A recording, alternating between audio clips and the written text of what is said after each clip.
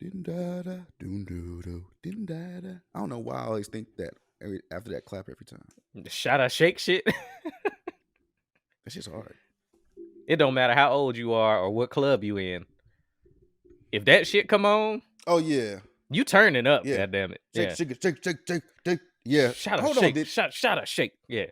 That was the Hold shit. on a second. Oh yeah. What's his name? Stole that. Pitbull.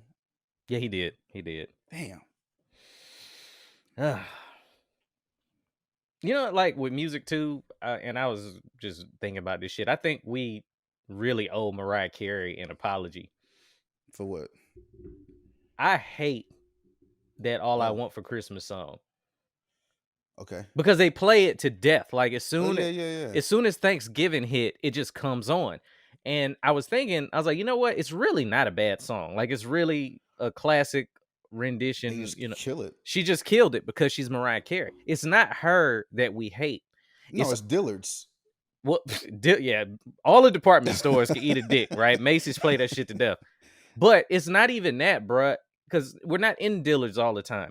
It's all the people that think they can sing it, that are humming it in your office, that are trying to hit her notes and her little riffs. Yeah. They suck, and they won't stop singing it. And she's the one that can kill it. So that's the problem. And we just blame Mariah because we can't blame Nick Cannon. Holy Night come on and people goddamn lose their mind. Like, yo, you don't fall on your knees around here, bro. Nah. Like, don't fall on your knees around here with that badass singing. I remember I was in somebody's house. I won't say whose house I was in.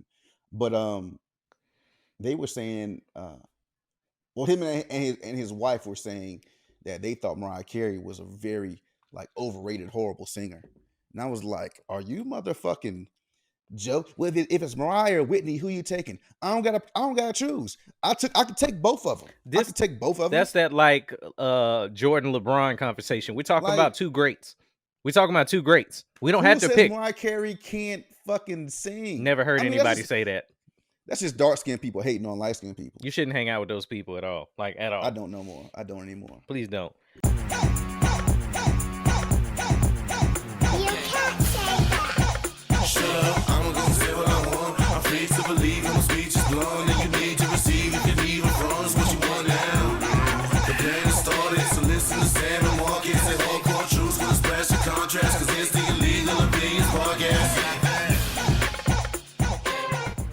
Welcome to the Illegal Opinions Podcast, y'all. Episode 44, the last place for real talk. Listen with an open mind to leave mad. The choice is absolutely yours, and I promise you leaving mad today. I think that sounds like we making a choice for them. We might. Yeah. Whatever. They're gonna learn. But I'm here, man. I'm here. Your comedian and host Sam Ridley in the building. As usual, I am last. good. I'm good. Are you good? You good? My man, 100 grand. This is Marcus Palmer for those who are for the uninitiated. Oh. But we are initiated, aren't we, Bruce? Goddamn right. Here to fulfill Illegal Opinions' destiny.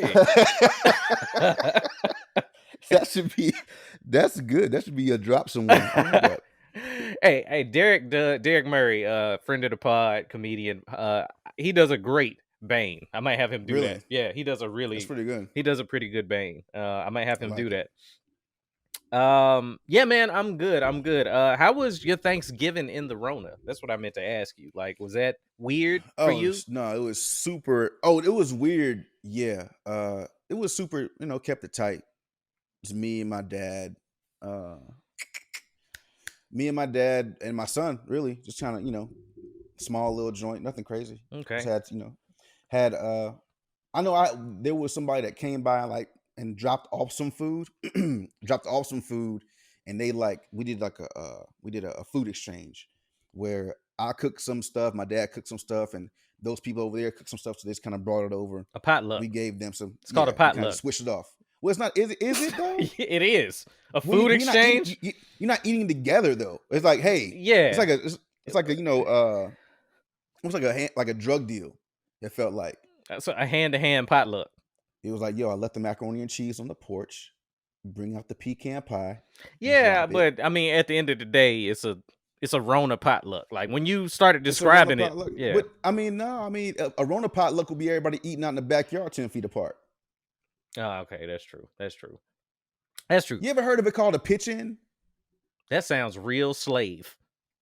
That I have sounds some family real from I have some slave. family from Indiana that they call it pitch-in. Yeah, that They sounds. don't say potluck, they call it pitch-in. They like, man, you want to have a pitch-in? I'm like, nigga, what you talking about? A pitch-in? I'm not giving you no money. And they're like, nah, man, it's like, you know, everybody brings food to the house. And I said, you mean a potluck, nigga? That sounds very like Massa ain't gonna make us works tonight, so we can all pitch in. We have a pitch-in.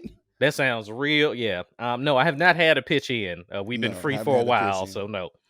That does sound like some old fucking gangs of New York shit. Yeah. So, how was your Thanksgiving? How was your Friendsgiving? Well, I will say the turkey was immaculate. Mm. And this is just some shit we decided to try. Seasoned it, Cajun, injection, all that good stuff. Yeah. Smoked it on the grill for Cajun 2 butter. hours. Smoked, then fried. Mhm. Whoo, boy. Delicious. That was some turkey. And I'm not a But you had to inject the fuck out of it, though. Oh, absolutely. You But smoked it but first. this is Okay. the thing though, like when y'all hear me say that I had some good turkey, I don't really like turkey. Mhm. So like I was eating it, you know, normally I'll get a piece of turkey on Thanksgiving and then I don't eat no more. And I was killing that for days. Something I didn't tell you. Because I think this is one of the I know we talk about how we talk less because we podding. Well, we ain't talk at all this week. We didn't. Yeah. And that's why. Maybe. I'm cutting all that shit out anyway. Oh shit. I had a Rona scare, bro. Like a real life Rona scare. So Thanksgiving, we kept it small too. But somebody in our little small group of people, after we like I don't say the day we was there, but Thanksgiving happened, everybody was fine, right? Yep. Next day, one of them was like, I don't feel good. Went upstairs, we never saw him again. They immediately went to kind of isolate themselves. All right. Okay. So then we was just kind of kicking it for another couple days. And it was like, all right, cool. We leave and find out they test positive. So I'm like, you know, I'm freaking out a little bit because just the way that things went down, it was somebody I'm close to was with them a lot.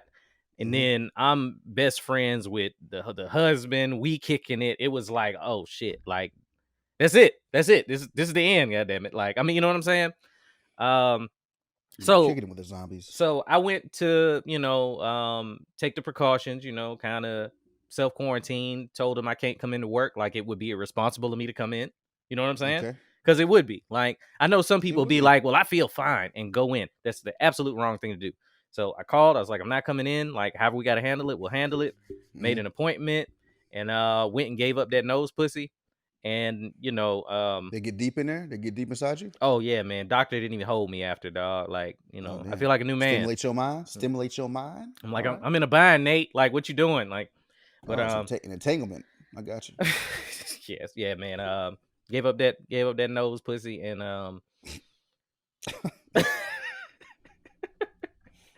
have you you say it like that is really bad. Huh? It sounds bad. Have you ever had one of those tests? I've done that to my dick before, but not to my nose. Oh shit. I know why you got that test taken. No, you don't know why. I was actually going to be supportive. Oh, but I don't know how you get supportive of having somebody stick something in your dick, but go you finish and then all right, yeah, because we have to talk about that. Ain't just gonna throw that out there. But yeah, I went and did it, man. And if you haven't had it done, because I ain't gonna lie, I was more afraid of the test than the Rona. I don't know about y'all listening, but when you see the people on these commercials, or not even the commercials, the news, I see it on the news of people, and they be like, yeah, we got to shove it way up behind your eyeball. And, you know, then there was a scare article that went out about it, them like stabbing people in the brain and your brain fluid leaked down. All that. Making zombies. That's how you make the motherfucking zombies. I would think, like, somebody call Rick, call Carl, like right now. Coral. I'm so glad they killed that little nigga. So I went and got the test taken. Okay. And Spoiler alert. Yeah, spoiler alert. And we got the test taken. And let me just clear this right now. Like it came back negative. So Okay. thank God. Nice. Thank God for that. And everybody that was there came back negative except the one person, which is weird because I'm like, I know like the husband been fucking and like, you know what I'm saying? Like they was chilling. They I assume like, they got to be chilling and doing their thing. Right. And how did you not get it? So it's weird, man. It's weird. Anyway, this is better for me because now I know who you're talking about. So I know you do. I know you do. Yeah. So I go. I tell them I want to do the test. They tell you it's going through the drive-through. So I go to the drugstore and they pass you the shit out the window or whatever. Right? Everything's in like a pouch, and the Q-tip is plastic, but it's perforated. So you have to break it before you put it in your nose. Hold on a second. Let me explain that. It's because it's so long, like the initial one. If you don't break it first, it's not going to fit in the test tube that you have to put it in after you put it in your nose. Hold on a second. I just want to make sure I got this right in my mind. Right. So you pull up to fucking Walgreens or wherever you went. Right. Wasn't Walgreens, but I'm not plugging. Shout out to Walgreens. They give you your own test kit. Mm-hmm. And you yourself stick this shit into the atmosphere of your fucking inside nose? Of yourself. You fuck your own face. You fuck your own face, yes.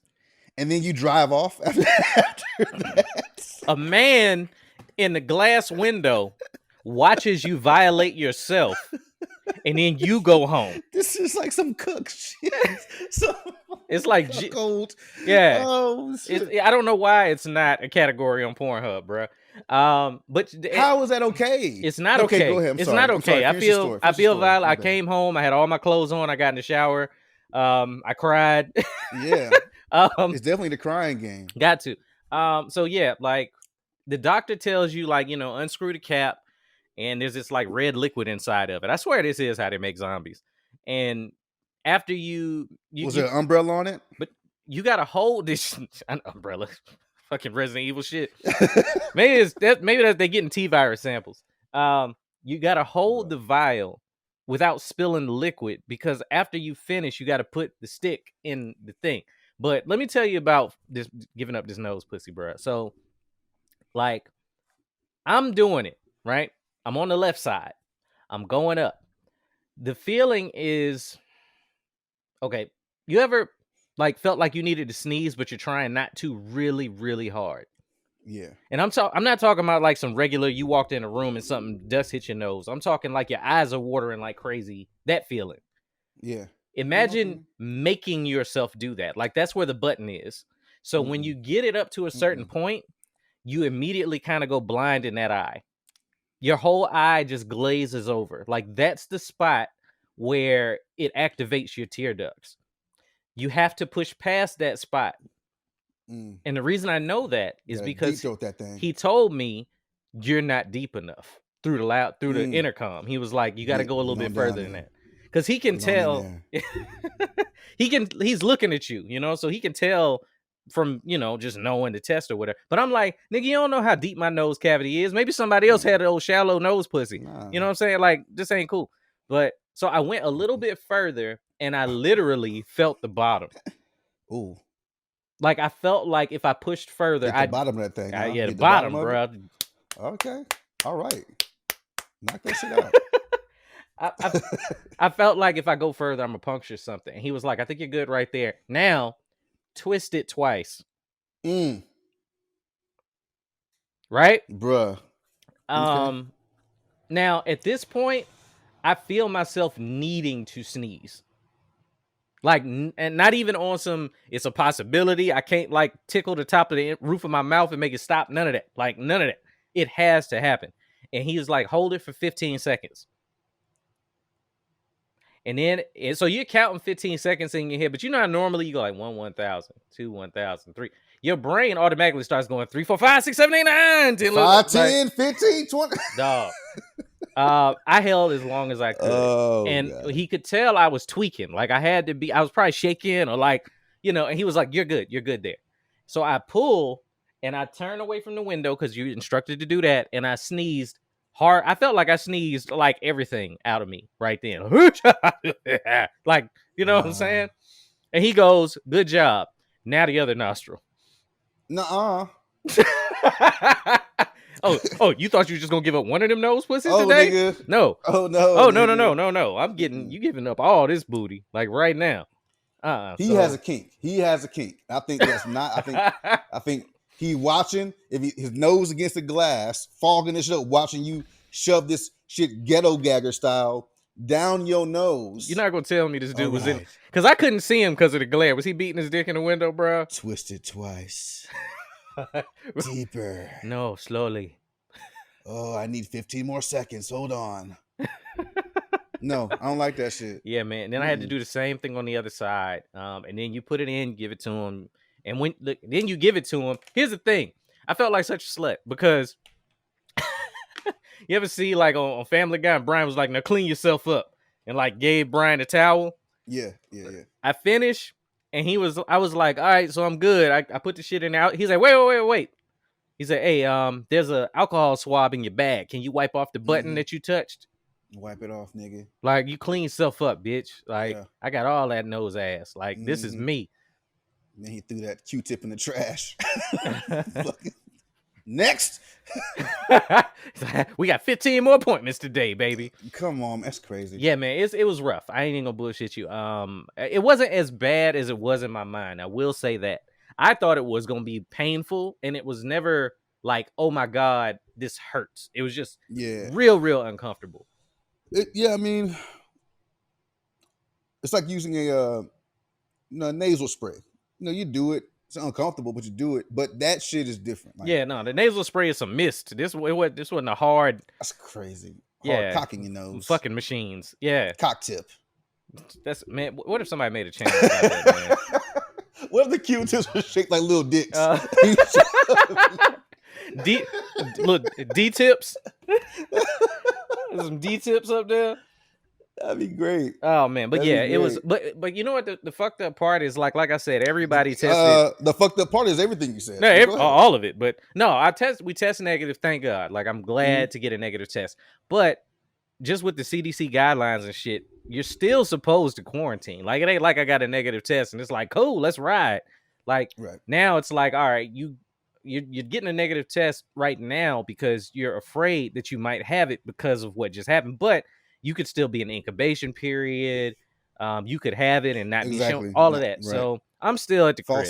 False negative. Right. So technically, I got to do that shit again Monday or Tuesday. Technically. Or wait and exhibit symptoms or whatever. But I'm trying to do the right thing. I'm like, I'm taking that first one as a thumbs up. Well, like, okay, we good. The way I'm looking at it is like, if I don't have to go anywhere, then there's no need for me to take another one.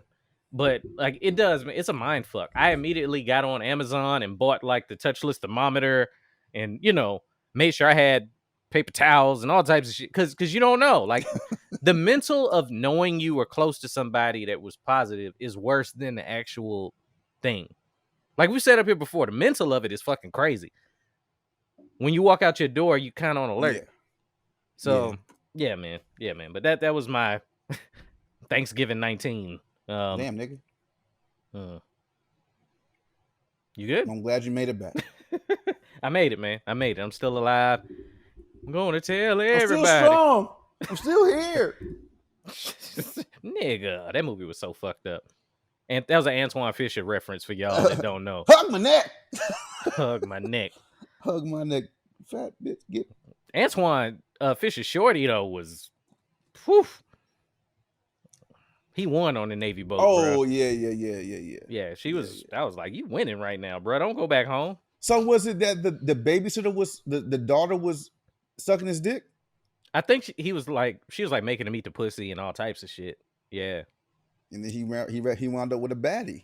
I mean, because he knew what to do. Is that what we going with? No, that was childhood trauma. Hey, I didn't say that. You said that. We joking, y'all. I know. Look, we got to clarify for people in 2020 because they'll be like, I can't believe that they would know. We're joking right now, y'all. We joking. Anyway, man, a lot to get to.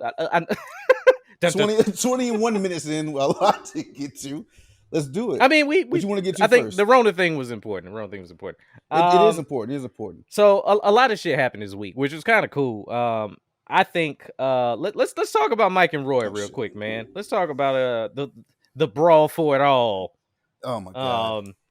So Mike Tyson, and we talked about this in previous pod, so y'all should already know what we're talking about. But Mike Tyson versus Roy Jones happened, baby.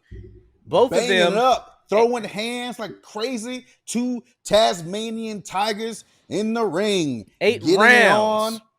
8 rounds of beautiful rock'em sock'em thriller and boxings and shit. Yeah. Yeah. So we got to see our uncles box. Go ahead. Yeah. Go ahead. Oh man. You go first. As a boxing fan, I loved just seeing them together. Seeing both of them come out, seeing people that I revered as greats. You did see like a glimpse of the old Roy. He was doing some of his little shit. Ducking and bobbing and weaving, ducking and diving. Let me tell you, bro, the whole fight, I was sitting there, and look, I know y'all can't see me right now. I had my hands over my face like this watching because I was so concerned for Roy Jones Jr.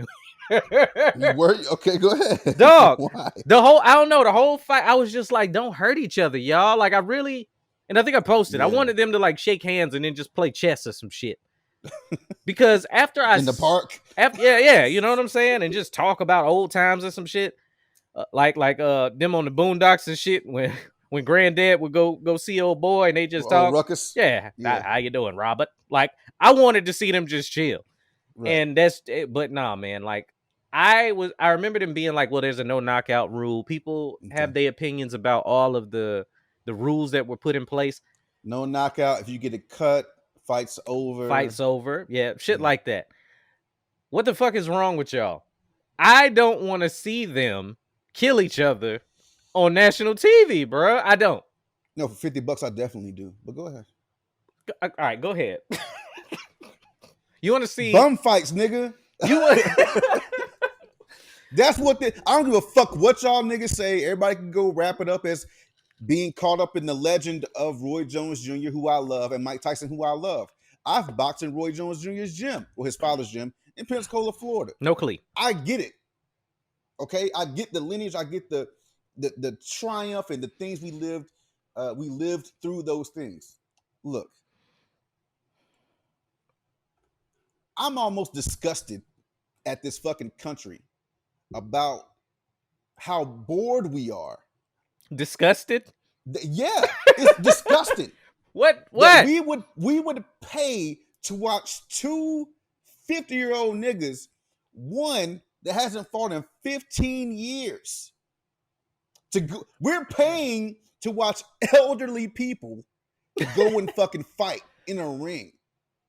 That is some of the grossest shit Mike Tyson, that you can wish on somebody. Mike Tyson ain't fought in 15 years, but would you fight him right now? After that fight, fuck yes, I would fight Mike Tyson right now. Crazy in your goddamn head. I would fight Mike Tyson right now. I think I'd beat Mike Tyson. I bet you won't do it for the $600 that Nate got. We're going to get to that, though. We'll get to that. We'll get to that. But everyone is like, I've heard people on podcasts and, oh, man, we loved it. It was great. They both looked great. Everything was fucking great. No, the fuck it was not great. That was not a good fucking boxing match. Come on, man. These 2 niggas were tired by the fucking 3rd round. Both of them. People want to lean. They say that Mike didn't look tired. You giving a lot. Mike almost gave haymakers over he was trying not to fucking knock Roy out. That nigga was tired too. He wasn't tired by the 3rd. He was tired by the end of the 1st. Niggas they were tired. They were 2 50-plus-year-old men that we paid $50 a piece as a fucking country or whatever it is to watch these niggas fight. Because I mean, and this to me was this shit remind me of, this was the first boxing versus. That's why I felt like it was a running man. The running man. They shot this nigga Roy down a fucking tube. Hey, you want to get out? You got to box Mike Tyson, nigga. What the fuck is going on? Dog, like you got to understand, man. This was the first boxing version of the versus matches that we've been watching. Watching our old retired Brandy Monicas, no, man, like go and play each other's greatest hits. So we got to see. This is a blood sport, though. I got you. But everybody knew going into this, you can't expect a 50-year-old to knock out another 50-year-old in an No, you're exhibition wrong. match You are and wrong. kill them. You're wrong. Everybody was saying Mike gonna kill Roy. I feel so sorry for Roy Jones Jr. Oh my God. And I'm saying, y'all are bugging. Them fucking little 30-second clips of this nigga fucking hitting the bag got y'all fucked up. Nah. It's real cute to watch this nigga hit the bag for 10 seconds. And he looked better. I think this shit was Photoshop. Because Mike Tyson that we saw in that fight, the Mike Tyson we saw in that fight is not the Mike Tyson that we saw hitting them fucking bags. He's all cut up. Hold on. Abs and shit. Mike said that before the fight, he was smoking weed. Mike also said on Joe Rogan's podcast that he had stopped smoking fucking weed because of the fight. So either he went out there and saw that he looked fucking bad. Mike was making goat noises on the post and on the interview. Don't tell me he wasn't smoking weed. All right, I'm not. No, look. No, he already sound like a goat. How you gonna make goat noises sound like a goat? The cleanup is you've talked all this shit. You said you were in the best shape of your life. You were as fast as you've ever been. Oh, I'm as fast as I've ever been. Have you seen my punching power? Fast. I look great. Fast. I'm not doing that. In case you want to fight somebody, he come to get your ass. We're making all the jokes and shit. All cute. Okay. Ask Jamie Foxx about that shit. Okay. So do your research. Ask Jamie Foxx what happened, and we're not gonna go through it here. But you do all the barking, and you get in the ring, and you fight for fucking 3 rounds, and you're like, oh, okay, I'm not as crisp as I look for them 10 seconds as when I'm hitting those bags. Well, you're confusing crisp with crisp for 50. Those are two different things. Bruh, niggas was barking like a motherfucker. Oh, have you seen Mike hit the bags? Oh, the guy with the pads on says his ribs hurt. All right, no. Oh, that. Fuck them. Get the fuck out of here. Fuck them. Mike still has that power. And now that power is also like doubled by old man strength. So it just takes longer for it to fucking... It might take... And you know they had on like heavier gloves and all of that other shit. But you ever seen like an old man... Like an old man that you know used to be strong. Now he old on top of that and he can pick up a Monte Carlo. That's the Mike Tyson we got. Roy looked dumb tired. At the end when they did the cute shit, which did piss me off. I'll agree with you there. Where they were like, so the judges have come up with a decision here. And it's a tie, guys. Of course. And shout out to Roy Jones Jr. for keeping it real. When the dude was like, so how do you feel about that decision? And Mike was like, well, I'm good with it, you know. I'm good with it. And I came give people a good show, you know. And then they asked Roy, and he was like, hey, you good with it? He's like, hell no. Hell no. I'm a fighter. Like, I came to win the fight. I was like, thank you for at least being honest about that. He still has the gloves on. Right. Like, all right, so we need to do one more round? Is that what we need to do? I mean, well, the first thing Mike did was take his gloves off. I'm taking these off. I'm done. I'm taking these off. Roy was like, hey, let's keep... Well, I'm not saying he would say, let's keep it going. He might have been too tired to... Niggas, hold on a second. Like, can't get my hands up. Like, let me just wait. I'm gonna keep these hoes on. He looked like he was about to fall asleep, like right there. For people that felt like it was like, oh well, Mike waxed fucking Roy and this, that, and third. If you watch that fight, I think there were times where they both were like, all right, nigga, this is you know an exhibition. Don't get cute. Because there was a couple of times where Mike swung hard at Roy and missed. And Roy came back and punched that nigga in his face and was like, all right, nigga. Yeah. So I saw that. You can do it, can go a couple of ways. It depends on, like, you could lean one way or the other. I'll just say, all you motherfuckers talking about you want to see that again, you're fucking crazy. Nobody wants to see that shit again. I don't want to see Mike Tyson fight anybody again. Like, ever. Because I know, don't sit down somewhere. I think Holyfield came out talking about, and I was like, no, I don't want to see Real Deal back in the ring. Like, I got a Sega Genesis game about you. Like, I don't want to see that. I would rather see the Nate Robinson. What's that nigga name? Jake. Oh my God. What's his name? I don't know. I don't know his name either. YouTube star. I asked one of my kids, but Jake, because that's all I've been hearing people call him is Jake. I saw the funniest shit of like Nate Robinson dead. Somebody put a video of him in Minister Society, And Oh Buddy was like, oh yeah. it was like, he dead. We gotta go. He was like, man, it's wrong. We can't leave him here like this. Jake Paul. Put respect on Jake Paul's name. Jake Paul. Yeah, respect. Jake Paul. You did your thing. Nate Robinson became this is the shit I live for, dog. Watching a meme be created is like watching God make the world in 7 days, like in real time. Like in real time. Like I was sitting there. This was me and my son's first time watching like a boxing event together. Mm-hmm. So he had never seen it, and he was, he's a kid, he's 13. He had heard people talk about boxing events, shit like that, but he was going to go get in his phone, and I was like, put your phone away. You got to watch these fights. Like, I think you're going to really enjoy it, whatever. So he knew Jake Paul. I'm saying this is his name, right? I'm saying it right. Yeah. Okay. He knew Jake Paul. Yeah, he knew who Jake. I know, right? He gonna come for me. Jake Paul, he gonna take this nose, pussy. He knew who Jake Paul was. So Nate Robinson, he had heard his name from playing 2K with his cousin, but he's not a big sports guy. My son is very much in the nerd realm of things like me. But we watching it when he saw Nate get knocked out. I've never seen my son make that face before. He like couldn't believe it. Like, it's one thing to be like, we're watching boxing. It's another thing to see a man run into a fist. No. Yeah. Run into a fist.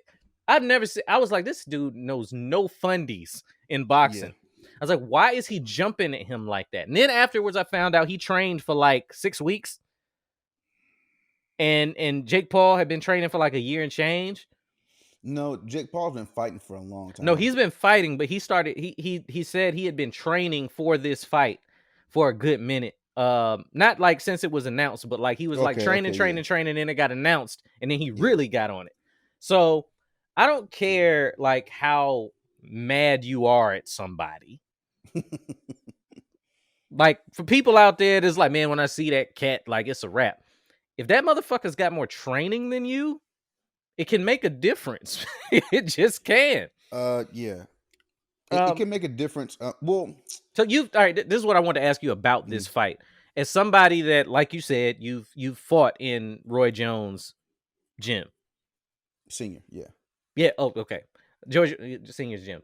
What did you think of him coming out the way he came out, talking about Nate at the beginning of the fight? Like, being somebody that knows the fundamentals of boxing at a very intimate level. Like, was it like, what the fuck are you doing, the way I saw it? Yeah. Like, I mean, people think because you're an athlete, and that's how this all started, right? Like, Nate told him, you beat this other dude over here, come fight a real athlete. You're talking this shit. And Jake Paul said, okay, all right, nigga, you get these hands too, all right? Just because you're an athlete doesn't mean, being an athlete, like, I would call, I'm not bragging, I would call myself an athlete. If you put me on a basketball court, a baseball field, a football field, soccer, I could play that shit. I could get in there, I could do some shit.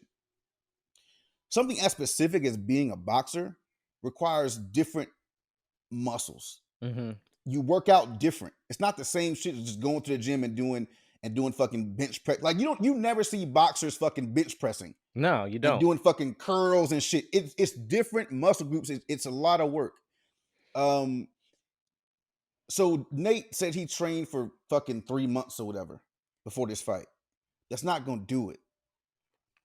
It's not gonna do it. Like, boxers are never out of boxing shape. That's why when Roy Jones is like, I'll fight anybody, he's still in boxing shape. Right. He's still running fucking 15 miles a day and shit just because. Boxing shape is different. When this dude, Jake Paul, I did like a quick research on him before the fight. Didn't do anything before that or after that. This dude's in the MMA. He's been in the boxing for like fucking 3 years. He might be a YouTube troll, but he's about that life. Right. Like, he's about this fighting shit. So you, Nate Robinson, a dude that, what I'm saying, like, you're a basketball player who's and the thing that basketball players are known for is like almost getting in fights. Like almost getting in fights on the basketball court. Drawing the foul.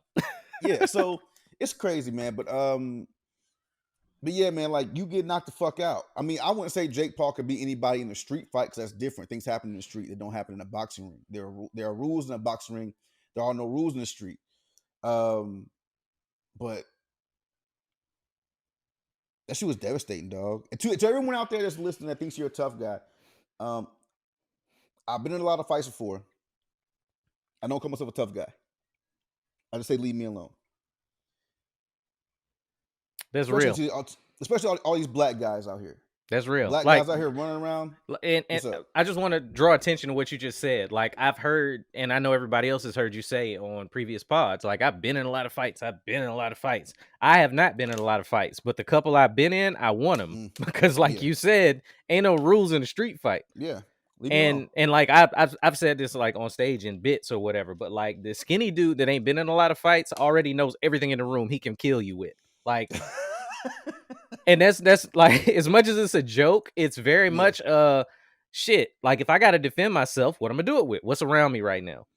You know what I'm saying? So you've trained as a boxer. Have you done any, I don't want to say professional fights, but even like arranged, hey, me and you, we gonna box on such and such a date type of fights? And if so, what was the dude's name that knocked you out?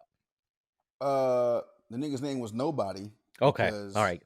I've never been knocked out before. Okay. Actually, no, I haven't. I haven't one time. That was a baseball thing. I got hit in the face with a baseball. Oh. But anyway. Okay. No, I never had an arranged fight. Like, my shit was more of, I was in Pensacola a lot. And so just for to keep me out of the street, it was like an after church thing. After church, the gym was down the street from my church in Pensacola. Okay. After church, straight down there, they would drop me off. My family would go and do whatever they was going to do. And I would go back there on Wednesday, another church day. So I went there twice a week for like maybe 2 years. I mean, you sparred, but I never had like a sanction. I mean, I was fucking 16, 17. Okay. So, I don't know how that works. So I didn't know if, like, I remember when my kids was in dojo every now and then, they'd have like, you spar against somebody else and you're sparring, but is it like a, hey, we're going to arrange kind of a bracket type of thing and fight, the people that are here? No, it was just weight classes. Like, it was just training. Okay, just training. It was just like training. It's like, okay, well, we're going to put you up with this person over here. Y'all going to train. Y'all going to do 3 rounds. And there's not going to be any fucking, no bells. Like, it's going to be 3 rounds, but we're not hitting the bell. Y'all just fight.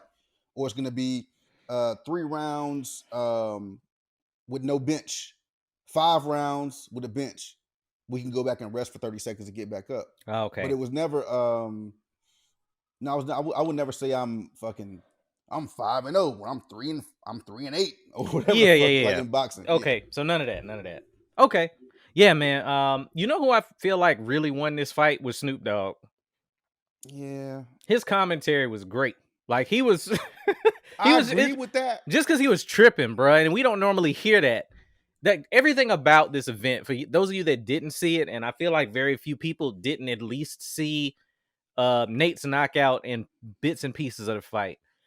It was very unorthodox. It was like rappers doing concerts in between fights, which was weird, like doing damn near whole concerts. That's what I mean. A lot of that shit was whack. It was. Like, a lot of shit was whack. And that's why, like, I've heard people say that Snoop won. But when there was so much bad shit laying around on the floor. Well, regardless of the dumb shit that was happening, I'm talking about the fact that normally, we got a couple of like Jim Lampley type dudes doing the commentary, and Snoop just kind of talking shit in the background, humming Swing Low, Sweet Chariot and shit like that. It was funny, and it was something that we don't get. And I really feel like they're gonna do more of that with these types of fights, because regardless of how you and I feel about it being overblown or whatever the fuck, it made money. They're gonna do it again with 2 other people that are old and past their prime that want to box in the ring. Let them tell Sugar Ray and De La Hoya that they gonna get them some money to do the shit. People gonna buy it. Them niggas ain't doing that. I know they not, but they'll buy it. We don't have to stay on this too much longer. This conversation is past its prime. I know, but like Roy and Mike, anyway, before we get too far, I don't want us to forget you stuck a Q-tip in your dick. Tell that story. I don't want to talk about that shit. Nah, you know, nigga, you're not gonna be like, oh, that's a whole nother. I'm gonna tell that. You go ahead and get your shit off. All right, quick thing. I hope it was quick. I was in tech school, which for everybody that doesn't know what that means, in the Air Force, when you go to learn your job after basic training, senior tech school. I'm in tech school with a bunch of cats I was in basic with. One guy had a situation. He had a situation where he went home Found out his girl was cheating on him a lot. He wanted to get tested, and he's like, "Yo, I'm finna go over here to the hospital, you know what I'm saying, and get my shit tested." And I'm like, "Okay, you knock yourself out." And he's like, come over here with me, dog. Like, it's literally across the street from from the dorms we were in. Like, come over here with me, man. Like, fucking, I don't want to go by myself. I never had this shit done before. And I'm like, nigga, me either. I ain't been fucking. I'm good. So you go ahead over there. So I walked over there with him anyway, being a good wingman, as they call in the Air Force. And we get over there and we sit there and they call his name. He gets up to go back there, and the lady says, "What are you in here for?" And I was like, "Support." And she's like, "You might as well come in here too." What? I'm not going in there. No, I'm cool. She's like, "Nope. Put him on the list. He gonna get tested too." So I'm on the list, and 5 minutes later, some other lady calls me back. So I get up and I go back there, and I thought it was just like put this little Q-tip in your mouth type of shit, like let me hit your cheeks real quick, something like that. Nah, sir. No, sir. No. So yeah, I go back there, and she's like, "Hey, pull your pants down." I was like, "Excuse me?" She's like, and it was like a completely different woman that went back with my homeboy, right? So, and she puts the gloves on, and I pull my pants, I start laughing. He's like, "What are you laughing at?" And I said, "Well, I haven't had to do this since I played college sports, right? And you get checked for you get a colonoscopy, you get your balls checked all the time, a steroid check, shit like that, right?" I said, "I haven't had to get this kind of check in a long time."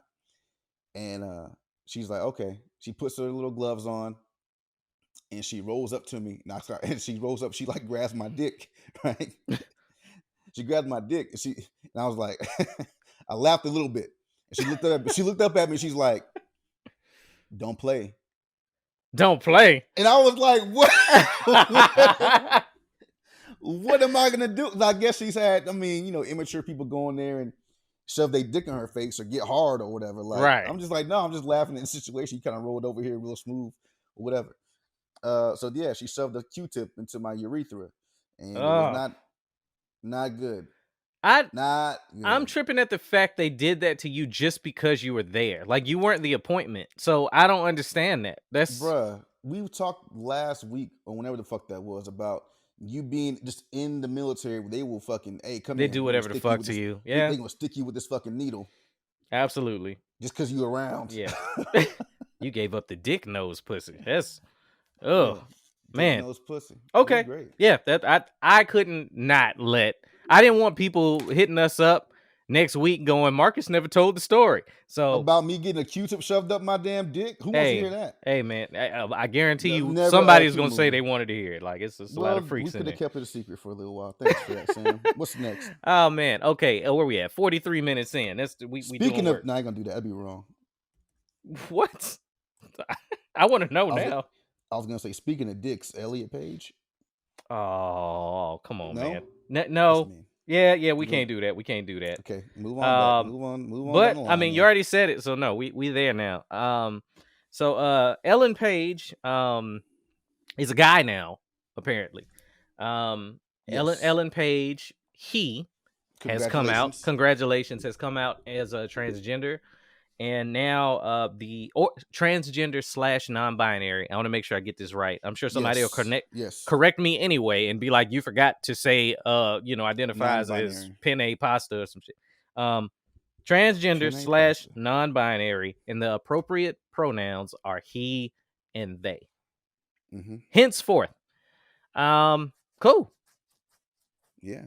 Cool. For you. And here's the thing that I don't understand, because when this type of shit happens, the comment sections go crazy for whatever reason. Mm-hmm. And one of the first questions about Ellen Page's, this is who I am. This is who I'm telling y'all right now. This is what it is. Respect me as such. Perfectly fine with that. Right. This is how much y'all actually like celebrities. Every comment section, I think I found 4 of them.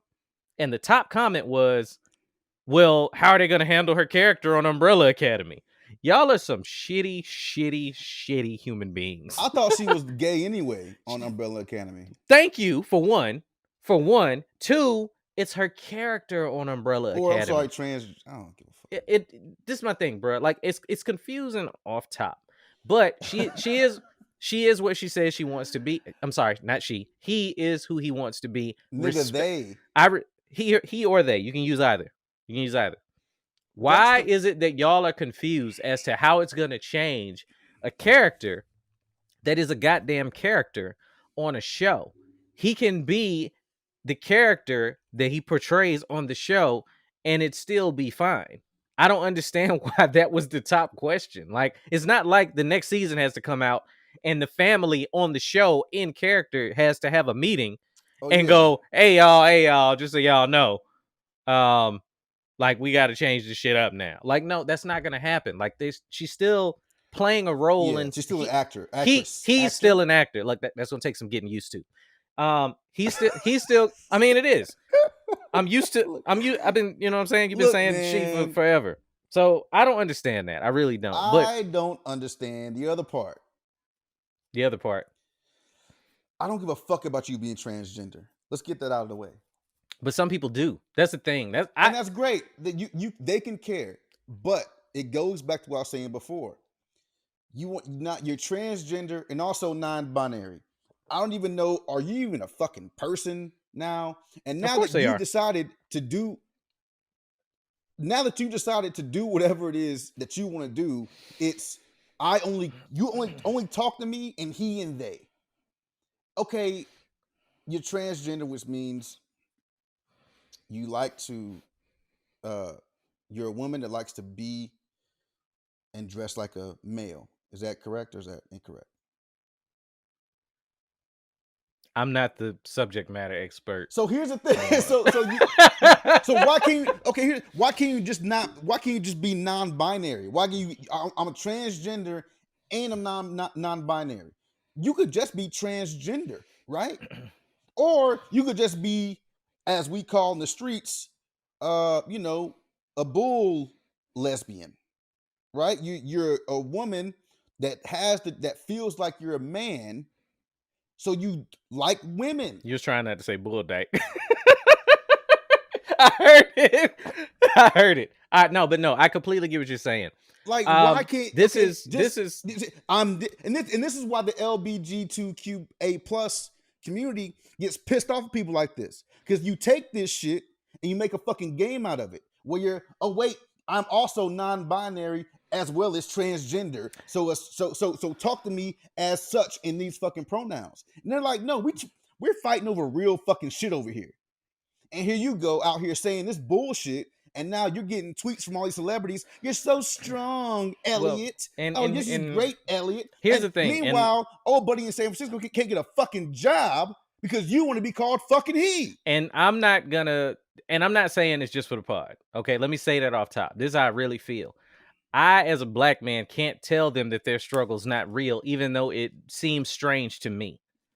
And here's the thing with it. This is my second favorite comment in all of those threads I saw. So a brother somewhere, I don't know who his name, it don't matter. All he commented was this, bro. He said, mama named him Clay, I'ma call him Clay. Right.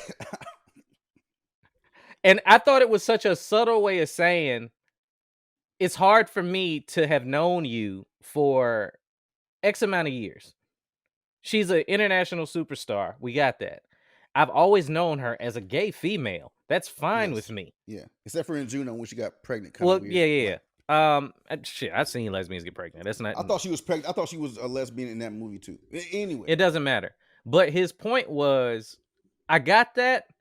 Don't expect me to just call you Muhammad Ali tomorrow and have it be an automatic switch. You know what I'm saying? And I know that's not a great comparison. What I'm saying in that is, okay, today you come out and you say you're transgender, you're a man, I want to be called he and they.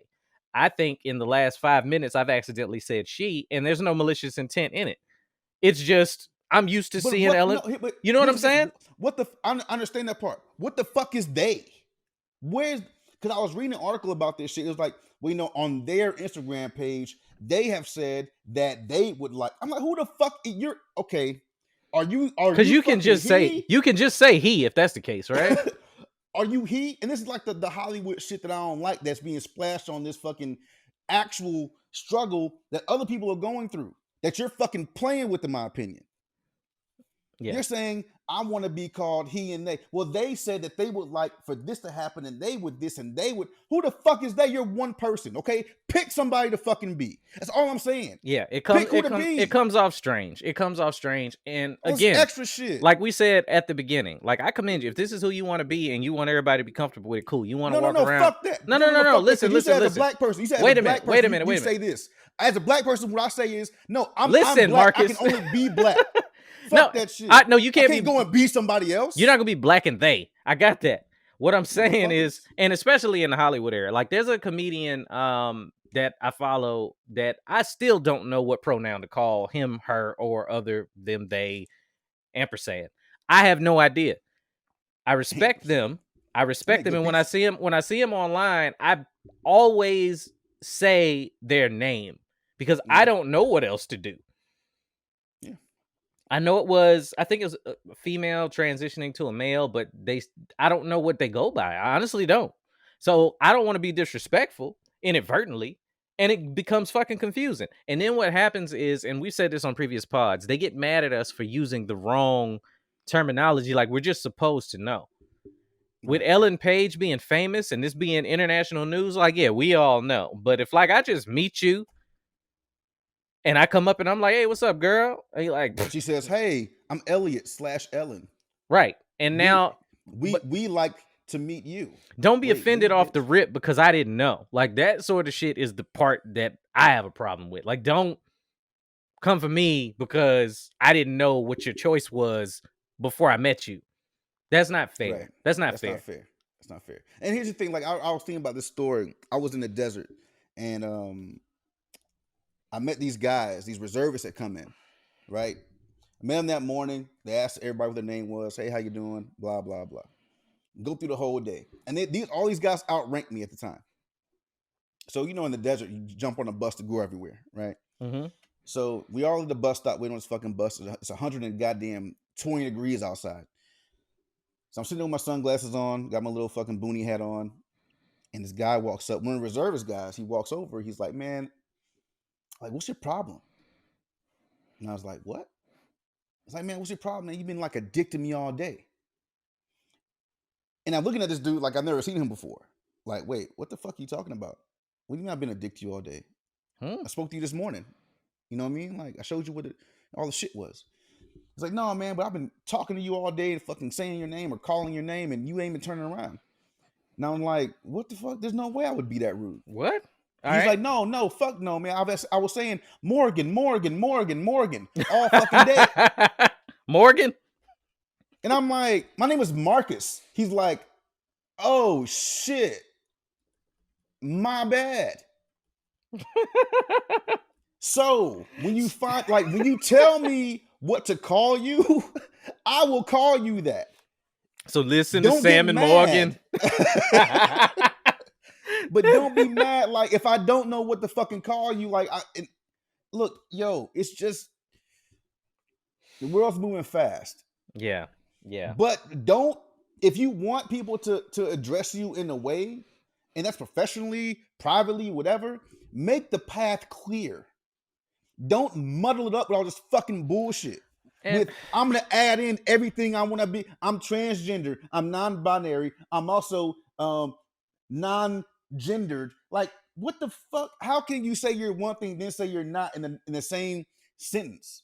We gotta get somebody on this in that community because I want to hear the rationale, and I know I don't have all of the education on it, but it does sound, you can't explain this to somebody. To me, there has to be some sort of mental aspect going on that you've been fine a female lesbian your whole life. What happened that made you feel like I need to make this announcement that I want to be a transgender man now?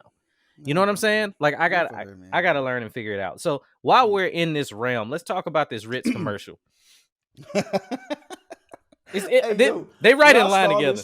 When I saw this shit, I was like, let me put this on the list. I know Sam will see it.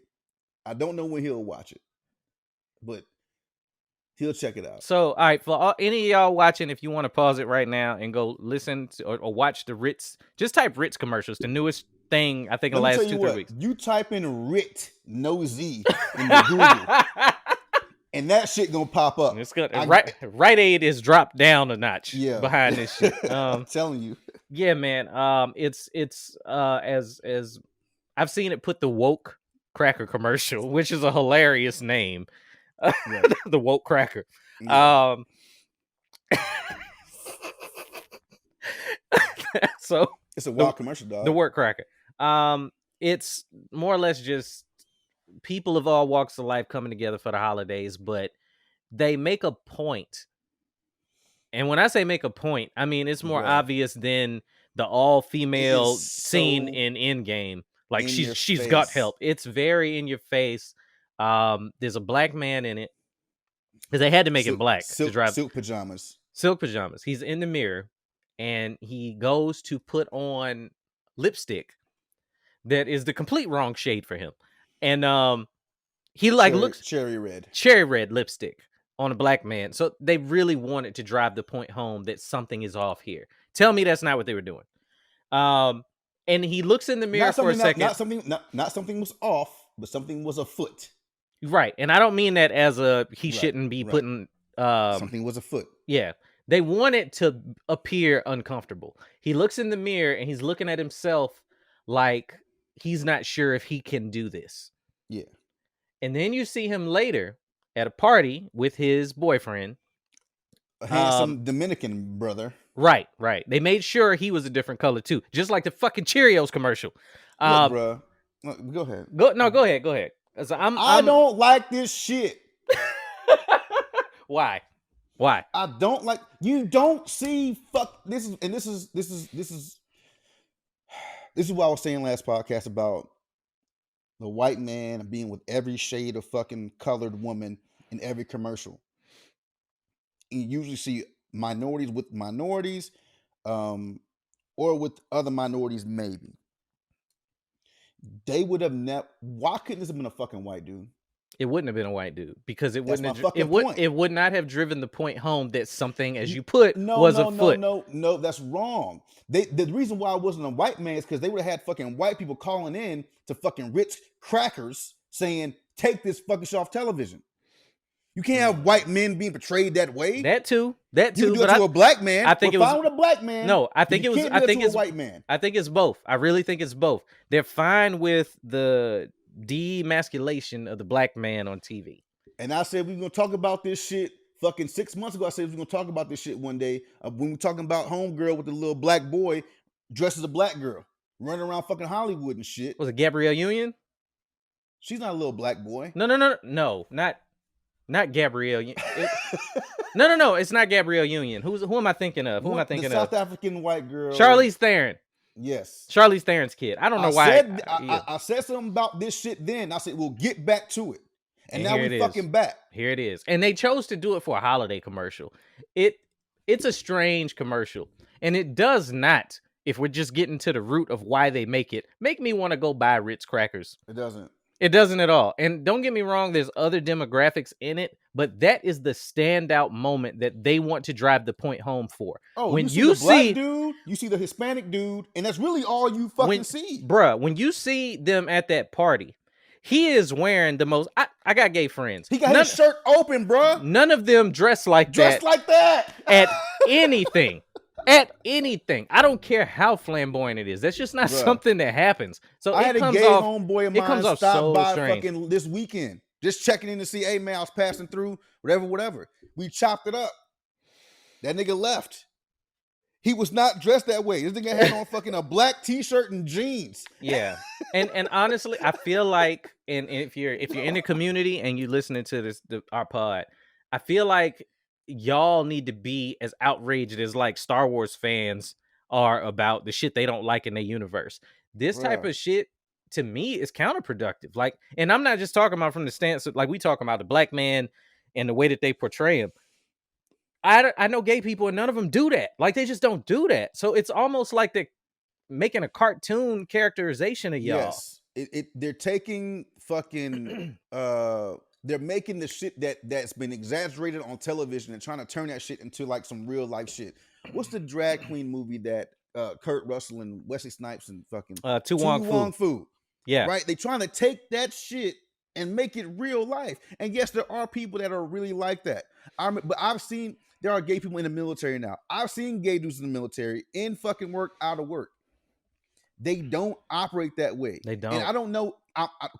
I don't know how the gay community moves, but I have seen dudes that are in uniform, and I've seen them in the club with a wig on, dressed completely differently. They're dressed like a woman. Mm-hmm. Right? They are transgender. They dress like a woman. Right. Or transvestite. I'm not sure. But they're one of those. Okay. But the gay dudes I know, that are on the other side of the fence, they're just gay dudes. They just wear, little button-up shit and Kango hat.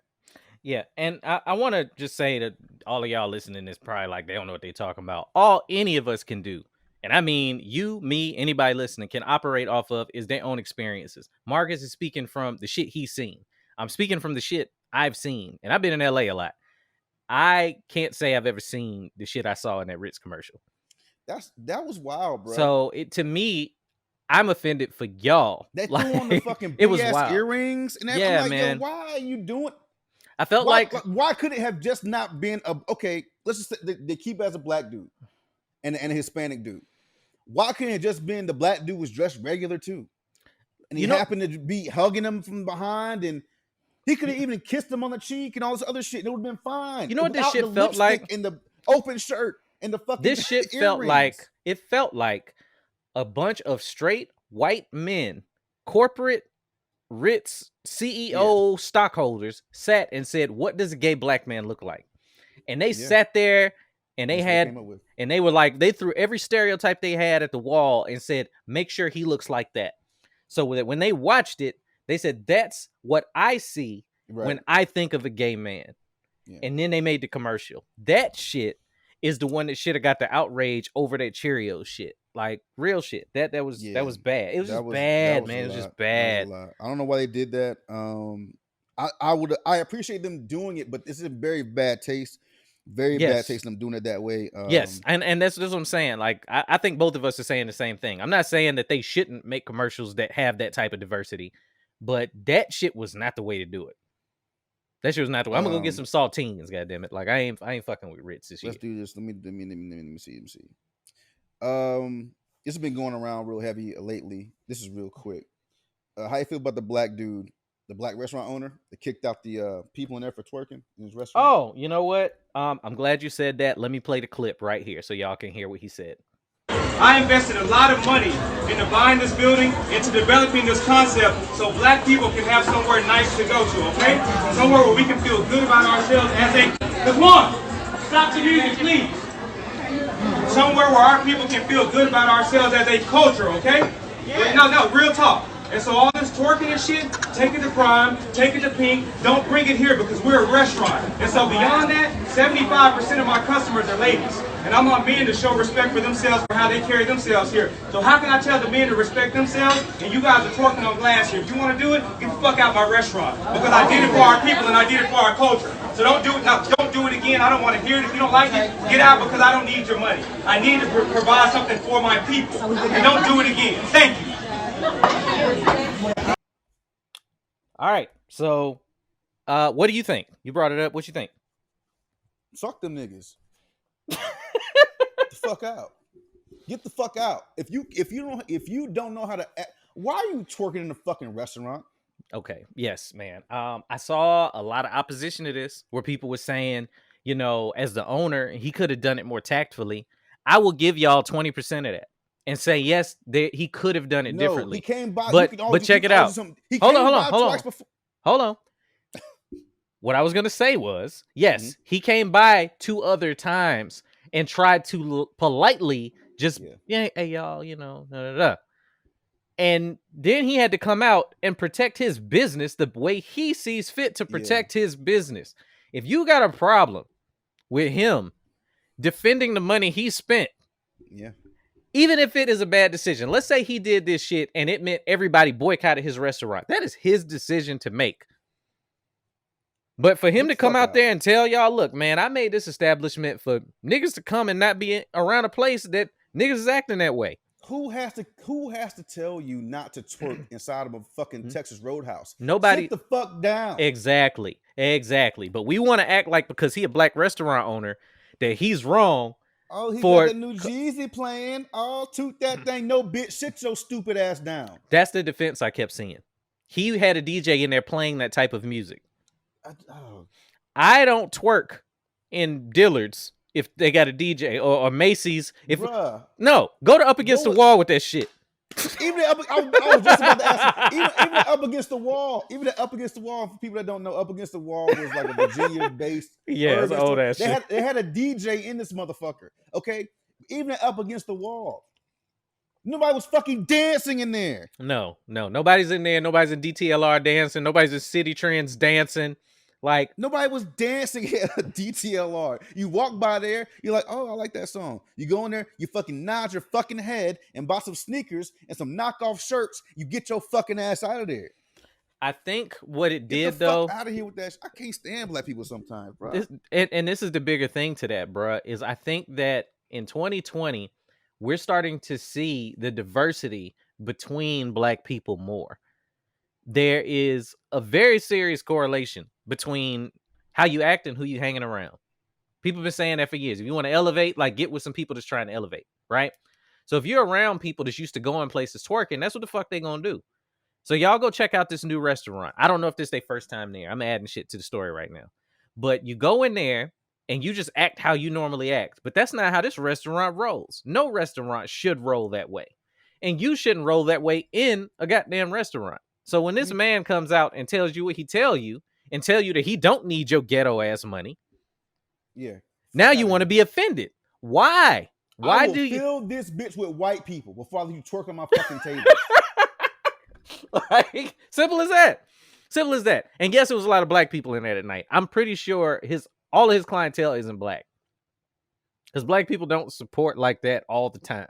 Hey man, I try to make something for you. I try to make something for black people. But if you want to fucking come here and not act right, then get mad with I don't act right. Guess what color Get money the fuck is? out. Green. Fuck up out of here. Green money. I will cook some motherfucking Indian food in this bitch. Because check this out. Before I let you come in here and twerk on my tables. Everybody that's defending these women, you're sitting at the next table with your family, your kids. I ain't even gonna put the kid shit on it. Just you on a date with a female. Y'all trying to chill. You heard this was a real nice place. Yeah. You look over and you see these broads over here twerking at the next table. You don't know how many people are in there going, I ain't coming back here. Like, this the type of shit that's going on? Because that's one step from some other niggas being like, oh, what's up with you, shorty? And then there's a fight. That type of shit just leads to escalation. I hate to say it. Now, we in there chilling. You being niggas. I'm trying to eat. When he makes that statement to the other 90% of the customers that's not twerking, whether they feel away or not, I bet you they'll respect that shit and come back.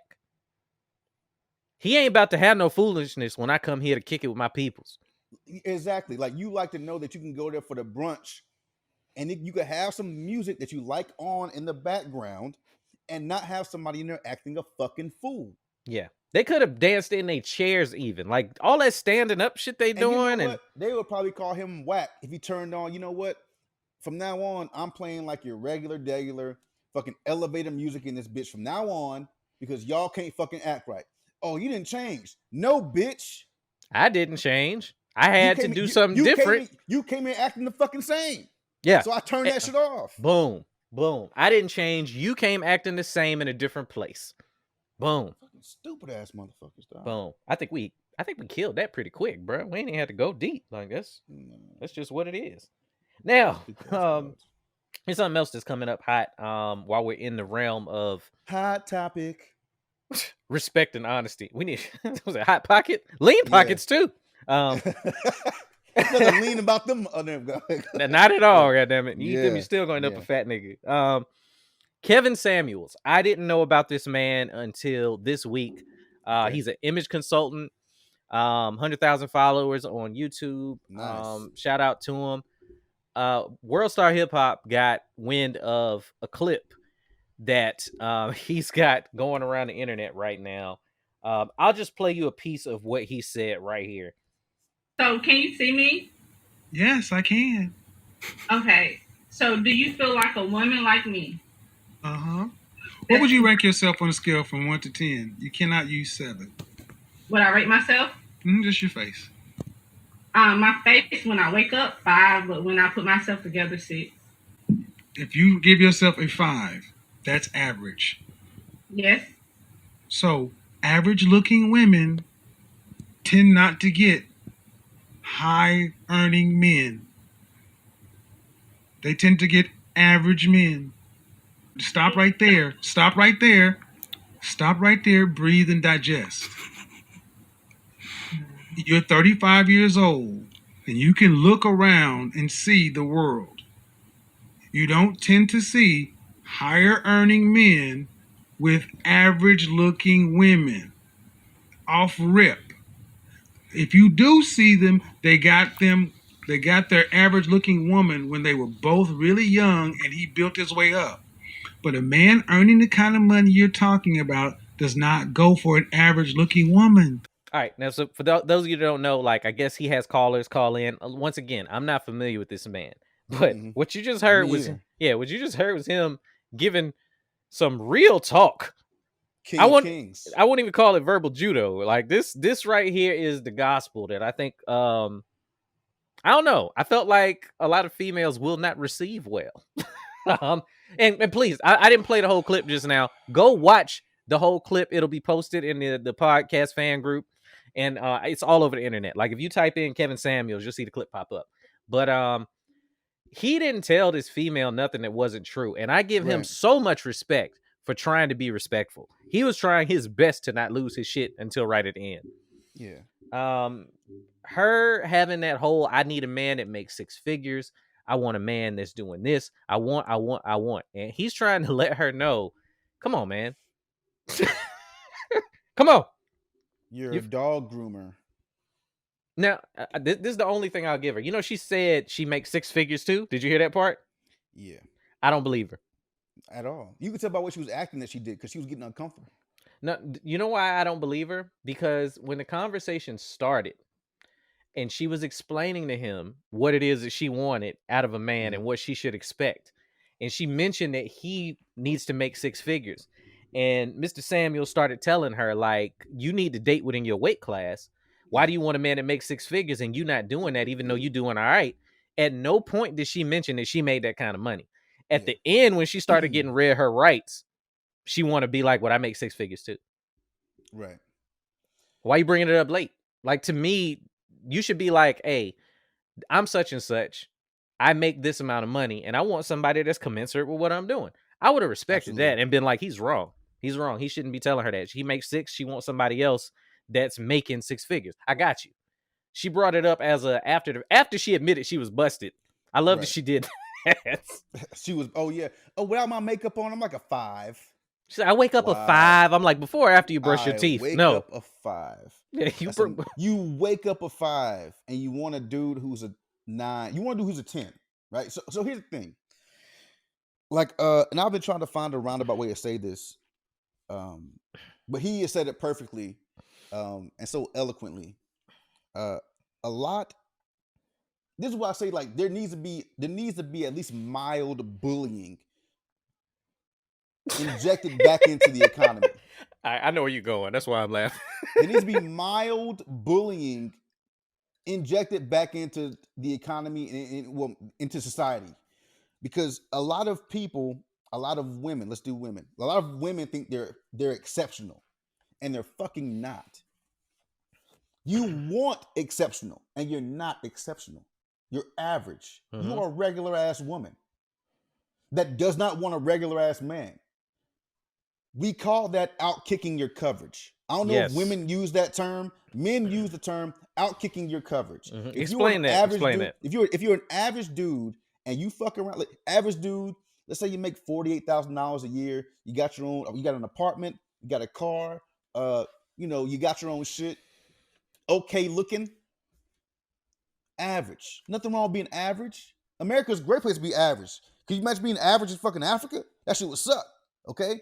But you fuck around as an average dude in America and you get yourself a fucking 9. A lawyer, doctor, manager somewhere, whatever the fuck. baddie. All her shit taken care of, no problem. She come to the party, motherfuckers like, oh shit, is that you? And you're like, yeah, that's me. You know what I'm saying? That's the girl I've been telling you about. Damn, you outkicked your coverage. She's better than you are. Right. Yeah. Now, Yeah. the thing about women and the difference between men and women, and this is why it's men are more realistic, is because, perfect example. A man asks his homeboy, yo, man, I think I'm fucking gaining weight. I'm getting a little fucking fat. Homeboy's like, you fucking right, nigga. Damn right, nigga. Like, You getting what the fat fuck in you the motherfucker. doing? Like, you need to do something about that shit. You need to go to the gym. I told you I go to the gym on fucking this day, this day, this day. You be fucking off. Keep on, nigga. You're gonna be fat and you ain't gonna have no friends. Okay? And it might be playful, but we'll be like, yeah, man, Playful, I but- noticed that shit. I was about to play with your titties, nigga. Like, playful, but dead ass. Okay? Yes. Now, with women, it's, girl, I think I'm putting on some weight. I think, no, girl, you fucking bad. You fucking be beautiful. Be fatabulous or whatever the do fuck y'all you, boo do boo? you. Like, do y'all don't you? keep it. So you're giving this fucking this funhouse mirror of reality, and then your friends colliding with the reality. So you think that you're fine, but in reality, given the fact that these things go into, you know, people are checking this shit off when they fuck with you. How is she doing in life? How is she? What kind of shape is she in? What kind of debt is she in? How many kids does she have? What kind All of this debt shit- is she in? Just like motherfuckers, just like y'all have a list, we got lists too. So this woman has been like fed this bullshit by her friends. Girl, you deserve any man, you deserve the best, you deserve the blah. No, not all y'all deserve the fucking best. And A lot of y'all look, deserve what the fuck you deserve. just because I know that they out there saying it right now, not every man deserves the shit either, but that's not what we talking about right now. All right? No, Like, that's just not what we talking about. Shitty people don't deserve good shit. Shitty people don't deserve good shit. And this is what I love, the way he did it eloquently, Man. was what he told her was, it's okay for you to be a 5. It's okay for you to Yeah. wake up a 5. It's fine for you Nothing to wrong with put your that. makeup on and consider yourself a 7. But don't expect a man that's a 10 off rip. And he even said off rip, like, to her. He was like, you wake up a 5 and look out the window going, I deserve a 10 out there somewhere. And that's just not Yeah. the case. Like Marcus just said, you can be fat. It's keeping it real with Ain't yourselves. nothing wrong with a big Keeping it real girl. with yourselves. There's nothing wrong. wrong with a big girl. Big girls got some good pussy, dog. They do. They really do. I heard. Shout out to y'all with your humid ass pussy. It's so good. Humid ass pussy. But it's hap. But look, no, all right, all jokes aside.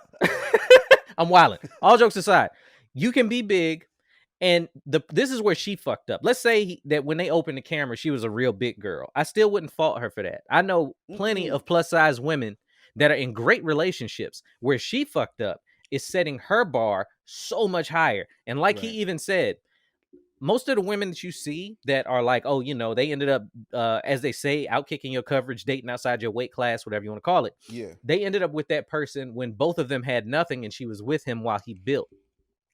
But for this chick to be like, you know, I'm in my 30s. I got a 13-year-old with a sketchy baby daddy. And please go listen to the whole clip because I didn't play the whole clip. It's like 7 minutes long. And now with all of the baggage you come with, and Marcus, you just brought up a good goddamn point about the debt. You want a man to walk into that and go, give me all of that. Yeah. I'm making 6 figures. I'm fine. I'm by myself and I ain't got no attachments, but I'll take Exactly. all of yours. Sure, you $60,000 in debt. Come on over. No. Any man Yeah. worth his salt is going to look Yeah. at you like a bill off rip. I don't know you from nowhere. We going to build something. You got a dude that ain't paying child support, presumably. Sketchy Right. baby daddy. You're in however much debt. I know off rip, if we're going to build something, those are my responsibilities now. And the things change, because I was like, when I heard him say that about, you know, if she's with me and I got money now, she was with me when we were both average, Yes. and she rode with me along this ride. But sometimes things change. Look at Jeff Bezos, who went from being average to that nigga. Right. What happened? He was sitting around one day, probably around the pool with some bad motherfuckers around there. with his average wife. Nothing wrong with that. But then he looked at himself and was like, look at this shit I've built myself. And I could get my, my options have changed now. It's a whole nother ball game. Now I know that's a shallow way of looking at it. I guess it's a shallow, but it's a shallow game sometimes. It's a shallow fucking pool sometimes. Sometimes you're looking around like, you know what? I'm with this person and I've built this thing. They were there for the ride. Not saying that women don't help their men. Not saying women are just around for the ride. But there are times where women have been around. It's like, yo, you know what? I mean, look at this shit. A perfect example of Dr. Dre's wife. Yeah. Who was around for the ride, and then when she didn't like the ride anymore, she wanted to get the fuck off with half of his shit. Yes. And that right there is the game that he's trying to explain to her without just saying, ain't nobody trying to like invite you into their lifestyle, and you're not in that upper echelon that you want to be in. You gotta be bringing something to it. If you're not bringing nothing to the table, then go find another table. Yeah, because I mean, when I saw her, and I like the way he was like, what would you rate yourself? You're not allowed to use a 7. Ooh, I like that. I like that. You're not allowed, because a 7 is that's the number. I don't even know. That's just the number. I don't know why that's the number, but that's the number. She skipped 6, nigga. I know. I was like, I thought she would say 6. 6.99. And she was like, I guess when I wake up, I'm a 5, and then I need 2 hours to install myself. Bro. So I can stop looking like, remember that monster on Monsters Inc. that they put on the scream extractor? And he fell off in his mouth. He was like, bruh, dog. She's rough. He told her, he was like, look, you average, like barely, barely average. I love when he was like, don't make me say it. And that's why I don't say stuff like that on the pod, because I'm like, I don't want to say it, because a lot of women don't. And it's because women don't get kicked down a lot, and men do. Men, we get kicked down our whole lives all the time, man. All the time. Where we work, what we do with ourselves, all that shit. We get kicked down all the time. Women don't get kicked down a lot, not as much as they should. Which is why you should bring back bullying. And that's the thing. Like, I remember, I think it was a previous pod we talked about where women don't realize how much work we have to do to even get in the door. Somebody posted on that video. They were like, women require a down payment from us to even get their attention in the first place. Yeah. And that might not be dinner or whatever. It might be time, meet me here, do this for me, whatever. Like, y'all want something up front. Men are not afforded that. We can't approach a woman and be like, well, I mean, if you want to talk to me, you gonna buy me some coffee or something? Buy me a drink. You ain't gonna buy me a drink to see what I'm about? And regardless of whether y'all want to admit that or not, that's just what it is. But they want everything to be equal. Right. And that goes back to your argument, which I hate to say, it had some validity to it in a way. Hey, man. But yeah, man, like that sort of thing in this scenario, he was trying his best to tell her everything except her appearance that was the problem. But I promise you, the reason he was doing that is because 90% of the women that watch that video are only going to hear the parts where he told her she wasn't pretty. And that was the last problem. In all honesty, she had a lot of other shit that wasn't going for her to demand a man that makes 6 figures. Oh, look, let's break it down. She's a 5. Let's start there, because self-proclaimed 5. That's a self-proclaimed 5. Yes. Okay, so she's a 5 in the looks department. She's 35 years old. Has a kid. She's a dog groomer. I don't know what dog groomers make, but let's put her around the 40 to 50,000 range. If she was being honest, owning the business, let's say she makes 70. Let's just for argument's sake, let's say 70. Let's say she makes 70. So you're a 5, you make 70, you're 35 years old with a kid. You think you deserve, like you said, you think you deserve 6 figures, 6 foot plus dude, no baggage, dream guy. Dream dude. A fucking dream boat? Why do you deserve a dream boat? My question to her would be: you don't deserve whatever the fuck you want. Nobody deserves everything they want. I've seen people online in our group in our group, I'm sorry, Illegal Penis fan group, check it Hey. out. In the group, I've seen women in there say, I'm this, I'm that. I deserve this and I deserve that. And a lot of times I look at that shit. I don't do a lot of commenting because I don't want to hurt people's feelings or feel like I'm a bully because it's our fucking group and I don't want Right. to be overbearing. Right. But I look at a lot of that shit and I'm like, y'all motherfuckers tripping. Like a lot of y'all don't deserve what you think you deserve. Like you are people. You think you're perfect? We just ordinary people. John Legend tried to tell y'all that shit before Back he in was 2000, back in Yeah. 2003. He wasn't even the sexiest man alive yet. He didn't deserve that shit. Yeah, I'm telling y'all. he ain't now, nigga. I'm telling y'all, none of us are entitled to that perfect, like dreamy. That's just not real life. It's just not, No, bro. it's and even in the people that it's portrayed to in Hollywood, Brad Pitt, a fucking who was the white girl he was with for a long time from Friends? Aniston? Was Jennifer Aniston. Perfect couple, great looking, beautiful people together like fucking 9 years, no kids. He gets with the slut. I'm sorry, she's not a slut. He gets with the sexual fucking deviant goddess, right? The polar opposite of Halle Berry's pussy. He's on set. He's on one set with her after 9 years with Jennifer Aniston. On set with this motherfucker for 2 months shooting Mr. and Mrs. Smith. And it changes everything. He was like, you know what, bitch? I'm getting the fuck out of here. And even then, that shit didn't work. Real talk. As much as women look up to the celebrity thing, what does that say? What does that say? Nobody's perfect, man. What it says to me is y'all turn a blind eye when it's convenient. It's, hey, look at this beautiful couple. Oh my God. Oh my God. He's with her. Oh, they're a beautiful couple. Oh my God. No. Wasn't that Girls Trip?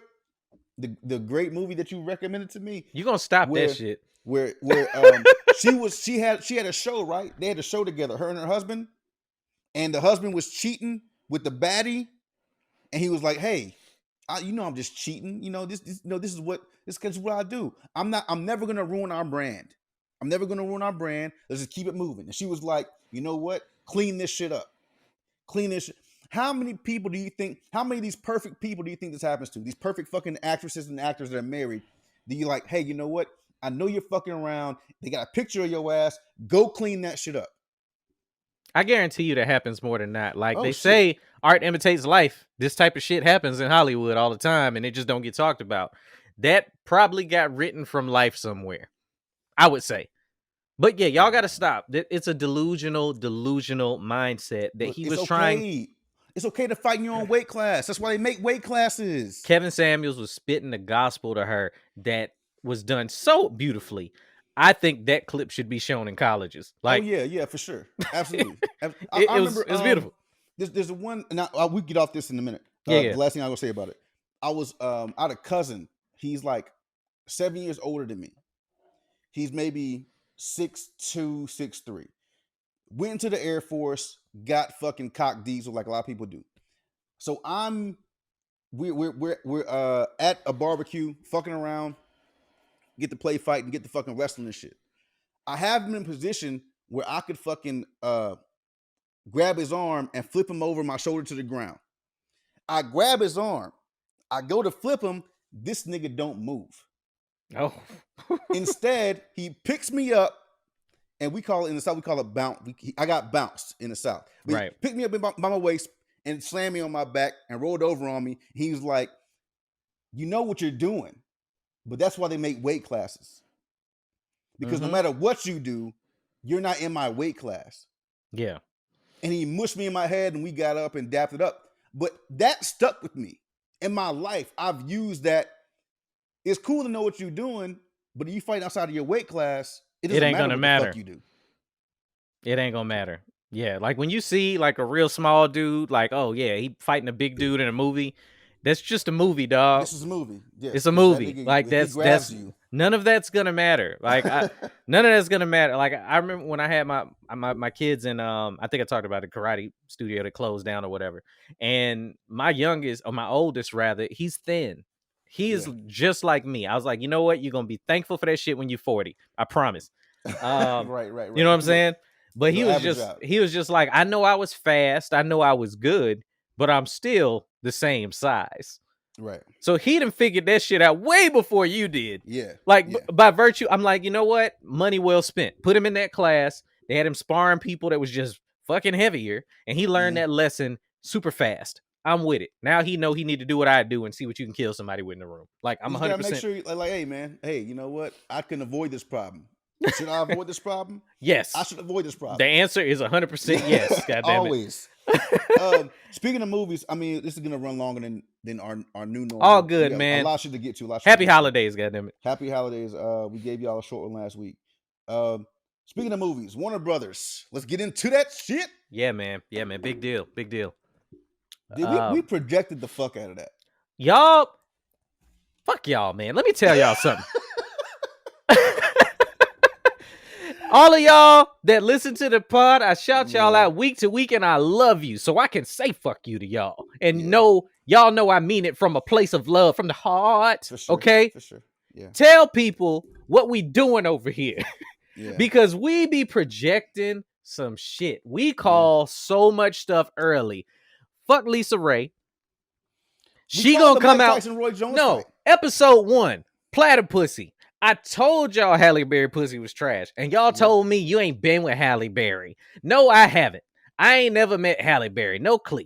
Y'all was out there acting like I didn't know what I was talking about. Lisa Ray come out and say, now all of y'all believe her pussy is trash. Fuck y'all, man. Fuck y'all. Episode 1, baby. Episode 1. And thank y'all for making us your top podcast on Spotify. Now, oh man, WB has made a deal with HBO Max. WB is Warner Brothers. Their entire 2021 theatrical release movie slate will be released on HBO Max. Now, before you go on, and I don't want to say it because it might seem kind of fake for me to say it. I'm scrolling up in our doc. How long ago do you think it was that I discuss HBO Max in that Google Doc? And we've skipped over it. We have skipped over it 20 times. We have. How long ago was it? Give it to him. Give it to him. Oh man, hold on. It was in July. August, September, October, November, December. 5 months ago. That was when we was talking about the Amazon AMC thing. Yes. That long ago, man. I'm telling y'all, we be thinking, man. We be on some shit. This ain't a movie over here. We doing a pod. This isn't happenstance, okay? No. We really be thinking about some shit. This is unprecedented. And as a person that couldn't wait for the movies to come back, when I read this news a couple days ago, I had to think about why I want the movie theaters to come back. Mm-hmm. And I'm gonna tell you the honest answer, bruh. I don't know. It's nostalgic. It's going out. It's nostalgia. It's movie night. It's movie night. Yes. That's all this is movie night. And I know where it comes from. We came up in an era where to see new shit, you went to the movies. Yeah. Our parents grew up and was like, "Hey, y'all see the new picture show? You see, it's a new picture show out. Going down there to the picture show. You go get your little honey dip, go down there. Play with pussy in the theater. Something cool, something a little chill. Got some trim. Get you some popcorn, some Mike and Ike's. Mm-hmm. If the popcorn's salty and you ain't putting no salt, anyway. Don't play with that, bro. Yeah. But yeah, man, this is 100% unprecedented. And what it made me think about was, I love the movies, like I said, but okay, for example, Vudu has started doing this thing where they'll go theater at home, and you can watch a movie that would have been coming out sitting there on your couch. Mm-hmm. I saw a trailer for a movie that I probably never would have watched sitting on my couch called Love and Monsters. Okay. I haven't watched it yet, but I watched the trailer and it immediately made me go, I want to see that movie. Okay. It looks like it would be entertaining. It looked like some shit I'd be into. And I know that I can go in there right now and watch it for $20. Mm-hmm. $5 a person. That's cheaper than going to the movies. We already got popcorn sitting in there. I ain't even got to sneak it in a big purse. You know what I'm saying? So what's different? Tenet is coming out December 15th. Yep. I know the release date. I know when I can sit on my couch with Watch my it. big TV and my sound system and watch it, and I ain't got to worry about somebody talking through the bitch. Nothing changed, bruh. 2021's release slate for Warner Brothers will include, but not limited to, the new Suicide Squad movie, Mhm. Matrix 4, the Dune remake, Godzilla vs. Kong, Space Jam, A New Legacy, the new Mortal Kombat movie, the live action Tom and Jerry. Regardless of whether these are things we want to see, these are Right. their blockbusters for the year. John And they Wick. John Wick, the new John Wick, dog. They dropping the same day too. They plan on releasing them in whatever theaters are open for people that want to go and don't believe COVID is real, and I promise you that shit is. But these are I mean, I might movies. risk it. I might risk it to go see Matrix 4 and John Wick 4 the same day. I think I'll watch them both on the couch. They drop the same day. I might. I don't know, man. Might find me. You know what? That's not some shit that would have happened either if it wasn't for COVID. I don't think. Dropping both of those movies at the same time is stupid to me. Here's what the play is, and it's hard for AMC can't maneuver. AMC's fucked. They're done. Yes. Too much brick and mortar. Too much overhead. They're done. But these boutique theaters, these little small ones with the gourmet menus, 12 people, 20 people seating, they coming up. Cut that in half or make it like 75%. Jack the price up. Well, not jack the price up, but raise the food by a couple dollars. Now you're making the money you were making before in the COVID time. Now you're doing a more intimate setting where now you can show these movies in theaters because people, I mean, the studios still want their movies shown. Yes. So these little boutique theaters, these drive-ins are about to start fucking becoming. It's kind of crazy because I just had a fucking epiphany. We're going back. We're going back because people always say. I remember the first time I was I wore uniforms in school, and there were out of uniform days in school that you could pay like $10 for or $5 for, whatever. Come to school out of uniform. But I was always like, fuck that. I'm not gonna do that. Like, anyway. So one day my mom's dropped me off at school, and she's like, "What's going on with everybody not wearing uniforms?" I said, "Out of uniform day, blah blah blah." And she says, "No, look at that. Girl wearing bell bottoms in the 90s, right?" Mm-hmm. And she's like, "It's funny how everything comes by, everything's full a circle. cycle. Full circle.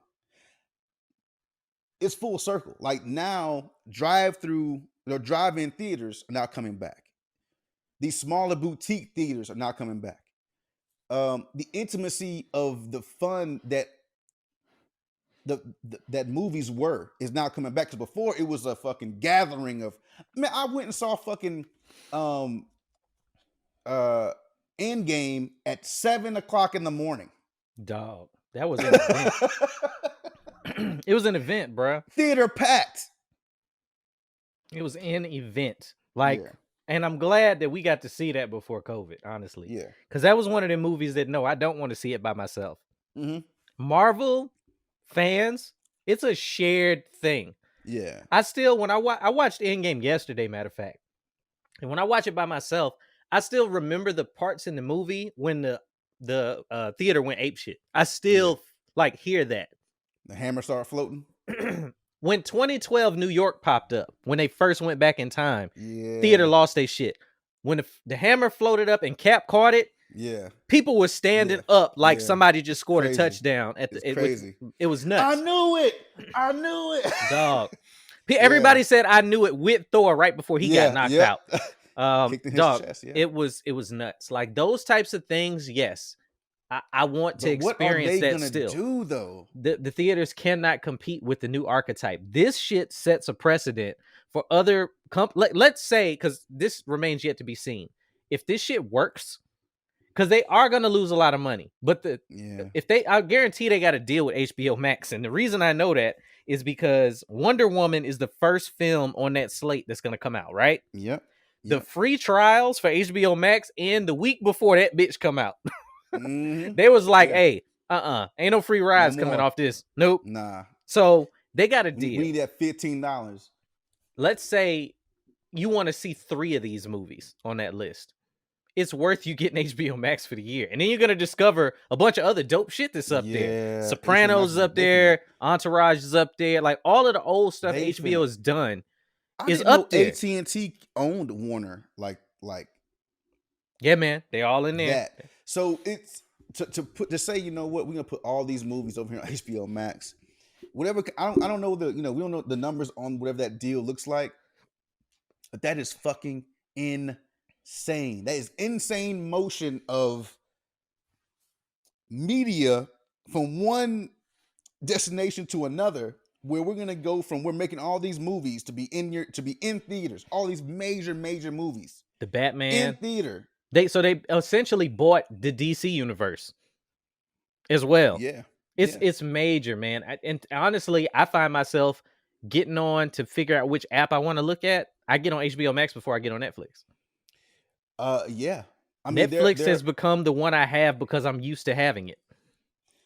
There are things on Netflix that I still kind of, they have smaller shows that I try to catch up on or keep up with anyway. I've been watching Hulu for certain shows. Hulu and HBO Max. Hulu is because it's so fucking cheap. Hulu's dirt cheap compared to everything else. It is. Right?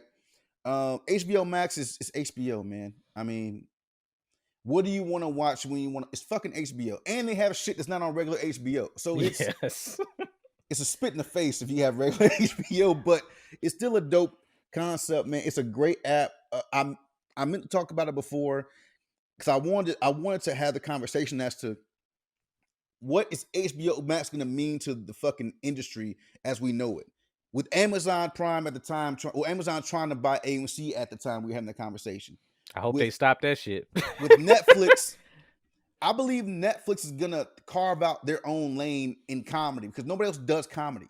Like nobody else does specials like that. Yeah, like nobody does what Netflix is a joke, right? Nobody does. HBO doesn't do specials anymore, period. Right? So they're carving out their own original content. Hulu is still buying content, which I think Hulu has a bigger chance of going under than Netflix does because Netflix is creating its own content. Hulu's content comes from everywhere else. They have Hulu gonna go under just because their interface is terrible. I fucking hate navigating Hulu, but that's a whole nother story. It's but yeah, if AMZ was still trying to buy, or Amazon was still trying to buy AMC, I hope they don't. I don't know what the fuck you gonna do with all that flavor call popcorn because ain't nobody going. Yeah, it's. You ever see them pour that fucking flavor call in that machine? That's why the movie theaters smell like that. That's the smell we miss and attach to we got to go to the movies. But that's it. You don't understand. Well, you might understand. Whoever is listening might understand. But it's genius. It's genius what these people do. Have you ever realized that every Target you go into smells the same? Yeah, they all got that popcorn. It's all. Wherever you go on one, it's like, okay, I'm in Target. This is familiarity. Like, what's it like? The sense of smell is like the best thing linked to your memory. It triggers you to a memory. Like when you go in Sam's Club, that little eatery right there. Yes, they always got pizza cooking. I'm telling you, these things are not by accident. Not at all. You think it's a coincidence? Every mall got at least one pretzel place in it, bruh. At least one Auntie Anne's is in there. And eventually you'll be like, man, you know what? I could eat a pretzel. I could eat, yeah. You know what I'm saying? I walked by this bitch twice already. You know what I'm saying? Get me some, little cinnamon bites out this motherfucker. Yeah. Look, man. They know what they're doing. They're hitting you in your pockets. I mean, just give HBO Max your money. I mean, we're not sponsored by them or no shit, but I couldn't endorse that shit enough. Like, hey, HBO, put your endorsement. I know, holla at us. You know what I'm saying? Right here. Listen to Sam and Morgan. Listen to Sam. That motherfucker called you Morgan. He called me Morgan. He was mad that I didn't answer him, motherfucker. Have you seen? This is not for nothing. We might be wrapping this up. Yeah, we need to wrap up, but go ahead. Have you seen J.C. Pennie's new fucking rebrand? I could have sworn they was going out of business. J.C. Pennie's rebrand is now Pennies. Oh yeah, what? JC Pennie is now Pennies. No, fuck that. Their rebrand is the same shit every black woman been calling JC Pennies for the last 90 years, goddamn it. My mama ain't never said we going to JC Pennies. Hey, let's go see if Pennies got something going on. Pennies got a sale. I got a coupon for Pennies. On the shit. Now it's up on the shit. It's up on the store now. Let me tell you something, JC. That shit ain't a good look. Your clothes sound cheaper than ever now. Yo, I know. I was like, what the fuck? No. Is that now called Pennies? It's called Pennies now. It's a rebrand. Can you imagine? Look, I'm telling my age right now. Remember Montgomery Wards? Yeah, I remember Montgomery Ward. Can you imagine if they just started calling themselves Monkey Wards? Because Monkey Ward. That's what everybody in Virginia used to call that shit. Hey, let's go to Monkey Wards. Racist ass shit. Monkey my mama used to call that shit Monkey Wards, dog. Like, yeah. That's fucking hilarious. Oh, man. Hey, let's wrap this shit up, bro. Woo! Thank y'all. I can't get into my Kim Kardashian take. God damn it. I don't even know what that meant. I just saw Kim Kardashian. I was like, what the fuck did she do? Is this like a current event or some shit? Current. Go ahead. You sure? No, it's a long conversation. Oh, it's a long conversation? All right. We'll keep it up there for next week. So next week, if y'all love Kim Kardashian, get ready for Marcus to ruin that shit. Thank y'all so much for listening, man. Some of y'all always be like, man, I wish y'all do a longer pod. This was just one of them that the topics wasn't short. I don't know. I like looking like before we start, and I'll be like, this is shit we got to talk about. I come up with a number in my head. Like, I was looking and I was like, this some bitch gonna be a handful. It's a lot. I mean, it's just a lot. A lot of shit is current. I mean, you gotta talk about the fight. You gotta talk about Elliot and Ellen. Gotta talk about definitely just giving our brand of podcast, the Warner Brothers stuff. It just had to happen, man. Gotta talk about the White House communication director resigning today. Gotta talk about that too. All that shit, man. And hey, talk about that. This is how our pod is a very young pod. We have not been doing this a year yet, but we're at 4,000 minutes of content, and we got listeners in 9 different countries. That I can't thank y'all enough for. Y'all hear me thank y'all a lot. Somebody was like, I hear y'all thanking us a lot. I'm like, because we fucking appreciate it. I wouldn't be here every week if it wasn't for y'all. I wouldn't. So, I mean it. Hold on, man. I kind of want to get this off my chest. Go ahead. All right, Kim Kardashian. Nigga. I really feel like you've been hanging out with a kill. Hold on, man. I know, because this is a real conversation, and I do want to. So, we were talking about Netflix earlier, and I was I think you're gonna like this more than you think you are. Okay. I'm on Netflix, kind of like flipping around like you normally do, and I get to this shit called it's David Letterman. It's called and for my next guest, right? And I know he had Robert Downey Jr. on there, who I like. I know he had Dave Chappelle on there, who I also like. Right. And I'm like, okay, man, I'm gonna turn this shit on. I'm gonna fucking do the dishes, and I'll listen to it or whatever. Did not know that Kim Kardashian was on there. And I was like, okay, what the fuck? Yeah, I saw her name in the list. The very first one comes up, Kim Kardashian. And my hands were fucking wet from doing the dishes and shit. So I'm like, okay, I'll let this roll so I can dry my hands off. And I'm turning this shit off. Because I've never watched anything that she's in. I'm not interested in anything that she's done. I don't give a fuck about Kim Kardashian other than looking at her like maybe 3 years ago. Other than that, I don't care about her. Oh, and that tape that she was in. Real good work. Okay. We're going to talk about that another day too. But go ahead. I've come to the conclusion, man, that I like Kim Kardashian. Oh my God. Hey y'all, be safe. Show love. No. Go ahead, man. Well, no, we can leave it right there. What the fuck's happening right now? Illegal Opinions Podcast. We out of here. We gonna finish that up next time. To be continued. We'll leave them on that cliffhanger because I'm like, what the fuck just happened? God damn. Maybe next time. This is the podcast for people that like Kim Kardashian all of a sudden. Be safe. Show love. Yeah. Peace. What he said.